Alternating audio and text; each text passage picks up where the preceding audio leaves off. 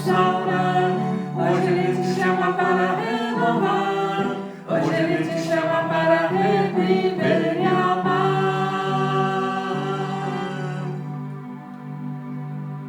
Amados em Cristo, queremos agora fazer uma pequena oração e nos coloquemos diante de nosso Deus.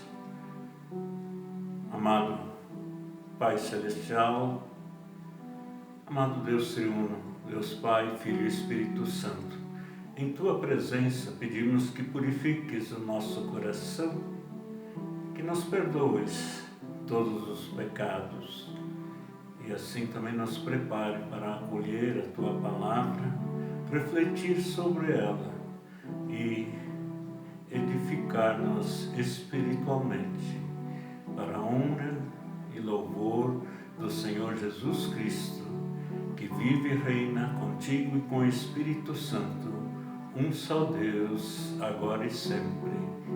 Amém. A reflexão de hoje, amados, está na pergunta: mas quem é Jesus Cristo? Tendo como base o texto de Mateus, capítulo 16, versículos 13 a 17. O texto diz: indo Jesus para a região de Cesareia de Filipe, perguntou aos seus discípulos: quem os outros dizem que é o Filho do Homem? E eles responderam: uns dizem que é João Batista, outros dizem que é Elias e outros dizem que é Jeremias ou um dos profetas. Ao que Jesus perguntou: e vocês, quem dizem que eu sou? Respondendo Simão Pedro, disse: o Senhor é o Cristo, o Filho do Deus vivo. Então Jesus lhe afirmou: bem-aventurado é você, Simão Bar-Jonas, porque não foi carne e sangue que revelaram isso a você, mas meu Pai que está nos céus. Amados, o texto mostra que entre o povo havia diferentes ideias a respeito de Jesus e torna bem claro nas diferentes respostas a respeito de quem seria Jesus que a voz do povo não é a voz de Deus. Mesmo assim, a opinião popular sobre o que os outros pensam tem o seu valor, ainda que não implique necessariamente em deixar-se orientar pelo julgamento alheio. A pergunta é estimulante para a reflexão, traz clareza e provoca decisões. E ainda, a pergunta ajuda a perceber se estamos conseguindo comunicar com clareza aquilo que queremos, ou se temos entendido corretamente o tema exposto. O povo, de modo geral, não sabia ao certo quem era Jesus, mas Pedro e os demais discípulos sabiam exatamente que ele é o Cristo, o Messias do Antigo Testamento, o Filho do Deus vivo. Foi essa certeza que os levou a uma decisão. Por isso, eles abandonaram tudo e o seguiram. Todavia, faltava ainda clareza a respeito do que seria esse Cristo. Às vezes, precisaram ser repreendidos pela falta de entendimento. Ao seguirem Jesus, foram aprendendo a conhecer e a compreender melhor a Cristo em sua obra e ensinamento, num todo. A vinda do Espírito Santo sobre os discípulos no Pentecostes os levou a uma clareza maior de quem era Jesus e os seus ofícios. Isso também acontece conosco.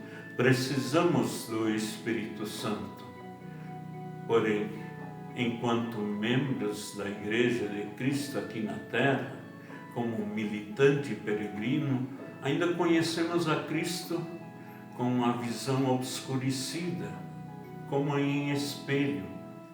Isto segundo as palavras de Paulo em 1 Coríntios, capítulo 13, versículo 12.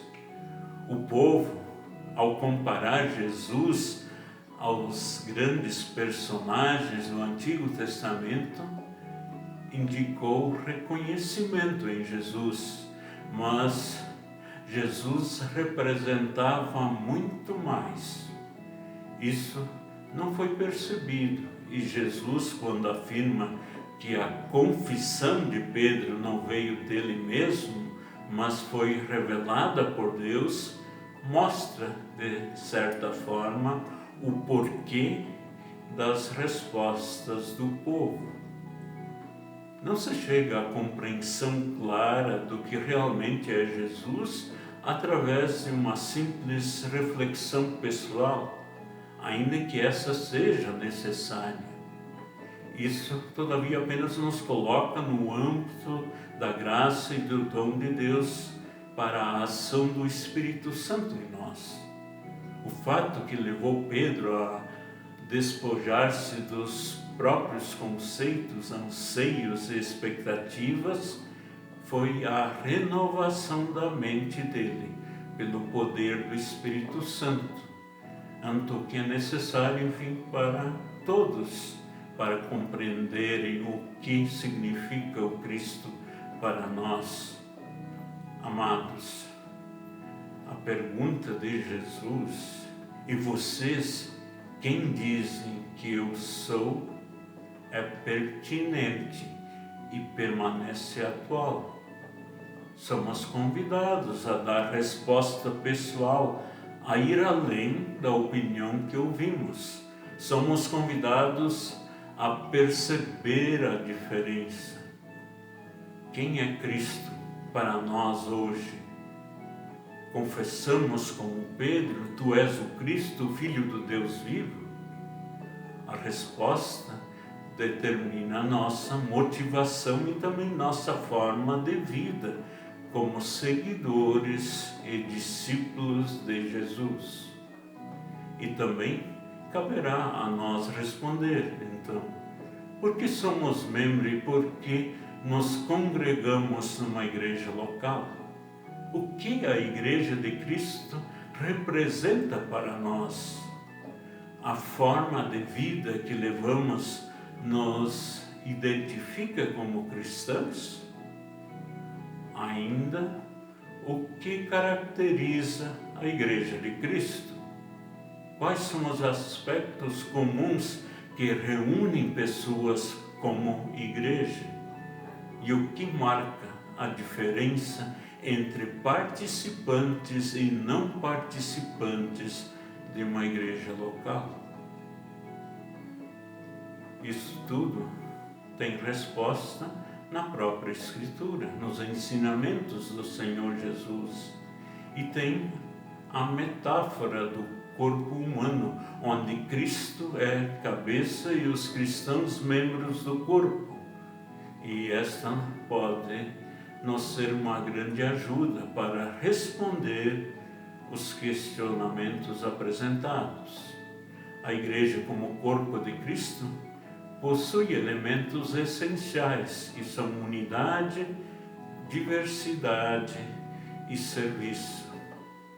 A interligação e a unidade dos membros congregados acontece através de Cristo e sua palavra e os sacramentos.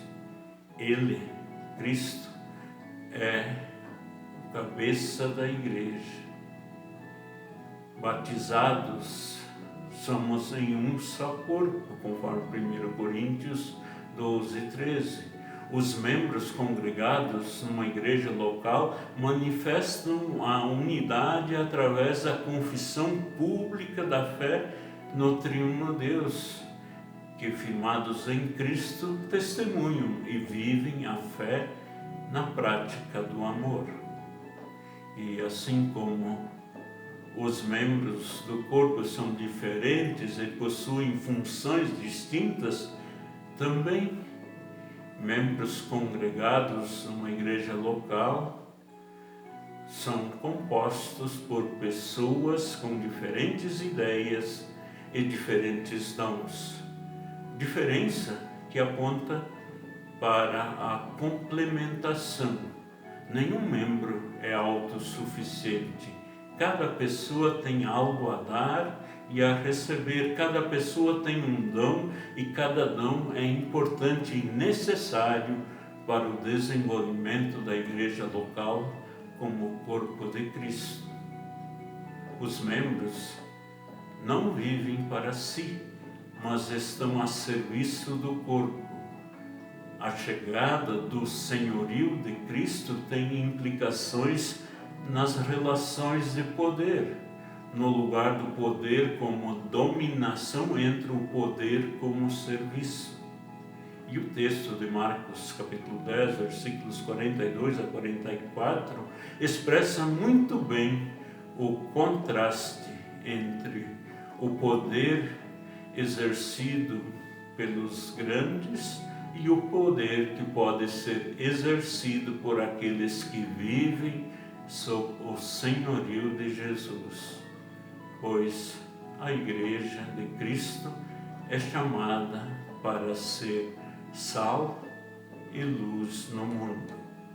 A igreja local, portanto, deve influenciar a sociedade, ser igreja com o jeito de Jesus. A igreja faz bem em aplicar o método de Jesus e perguntar pela opinião popular, para avaliar a percepção que a sociedade tem de Jesus e sua igreja, visto que a igreja agora é o corpo de Cristo aqui no mundo.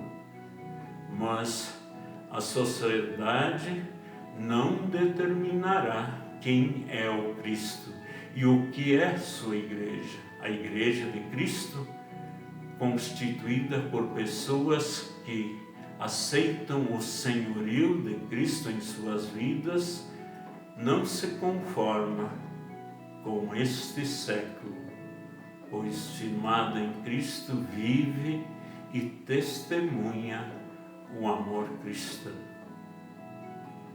Daí, vamos orar, nos colocar diante de Deus. E a oração é a oração que Jesus ensinou.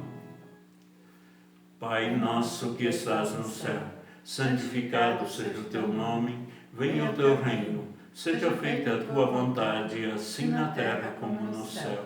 O pão nosso de cada dia nos dá hoje, e perdoa-nos as nossas dívidas, assim como nós também perdoamos aos nossos devedores. E não nos deixes cair em tentação, mas livra-nos do mal, pois teu é o reino, o poder e a glória para sempre. Amém. Finalizamos cantando Cristo nos chama em seu grande amor. Cristo nos chama em seu grande amor, Ele quer a nossa vida, quer nosso viver. Muitos ainda estão nas trevas, não conhecem a Jesus, e ao subir ao céu um pedido Ele nos fez. Ei, amigo, Cristo é salvação. Ei, amigo, Cristo é salvação. Sereis testemunhas levando meu amor, tão grandes coisas fiz, como poderes clamar. Sem demora vamos falar do Salvador, é verdadeiro amigo, é nossa salvação, é verdadeiro amigo, é nossa salvação. Quer por palavras, gesto ou olhar, nós podemos transmitir o seu imenso amor. Foi morrendo lá na cruz que os pecados perdoou, dará a vida eterna ao que nele confiar. Ei, amigo, Cristo é salvação. Ei, amigo, Cristo é salvação.